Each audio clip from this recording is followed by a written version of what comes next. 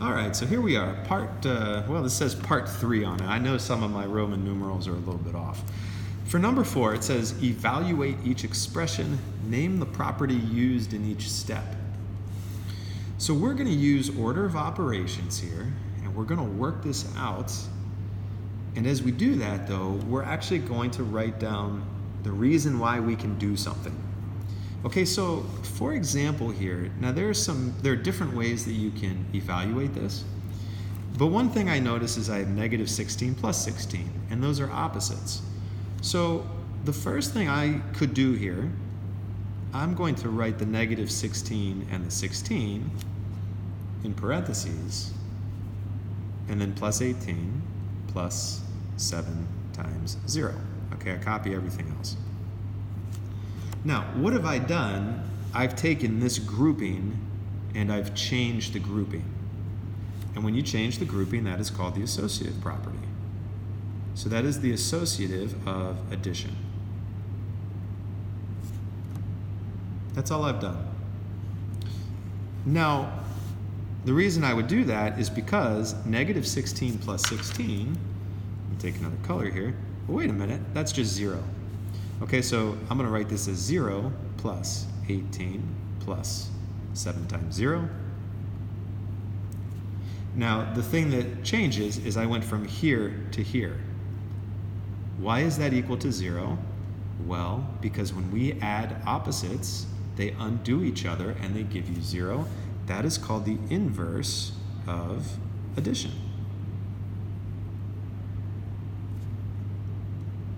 So that's using the inverse property. Well, the next thing we could do is we could look at 7 times 0. Now, anything times 0 is always equal to 0. So 0 plus 18 plus, that is 0. That is called the multiplication. I'll say prop of 0. Multiplication property of 0. And then the last thing we can do here is we would add these up, and 0 plus 18 plus 0 equals 18. And what we've done is we've taken this and we've substituted the value 18. So that property is substitution. So I'm showing you, normally you're not going to write these reasons down, but every time you simplify or evaluate, you are using these properties in some way.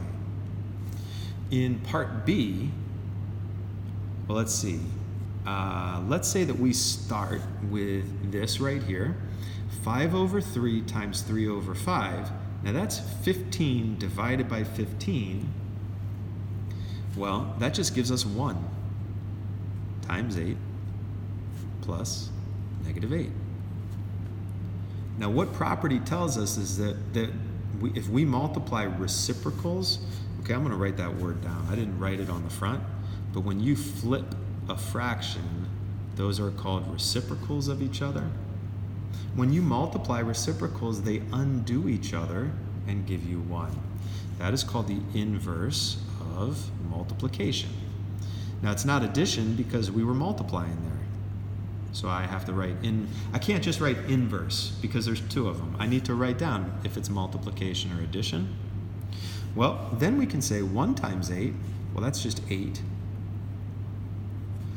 Anything times 1 is the same thing back. Same thing means that was an identity. And that's also from multiplication. Then the last thing is if we add opposites, wait a minute, that's 0. When you add opposites, they undo each other. That is an inverse. And this time, that was the inverse of addition. Okay? So as you are using PEMDAS or BIDMAS or any kind of simplifying, just think about these properties are the reasons why you can do what you are doing. All right, and we've got 1, 2, 3, 4. We got 6 more problems here. It says for problems numbers 5 through 10, match each expression to a property. So we have 6 expressions, and we actually have 8 properties listed. So can we figure out, can we connect the right expression to the correct property? Now some of these are easier than others, so you don't have to go in order. For example, this kind of jumps out to me. 17 times 1 is equal to 17. Now, when we multiply by 1, we get the same thing back. Now, same, that's an identity. And it would be the identity of multiplication. I see that here with C. Now, what I'm going to do is I'm going to kind of check that off, and I'm going to write my answer here. Now, if you want to draw lines, you can also do that. Okay, so number 8 is good. Let's see. Let's go back to number 5 here. 2 times parentheses xy equals parentheses 2x times y. Now the order is 2xy, 2xy. Order doesn't change. However, it's the parentheses that change. That's the grouping. That is the association. There's an associative property of, and it's multiplication, right? We're multiplying here. So that answer is D.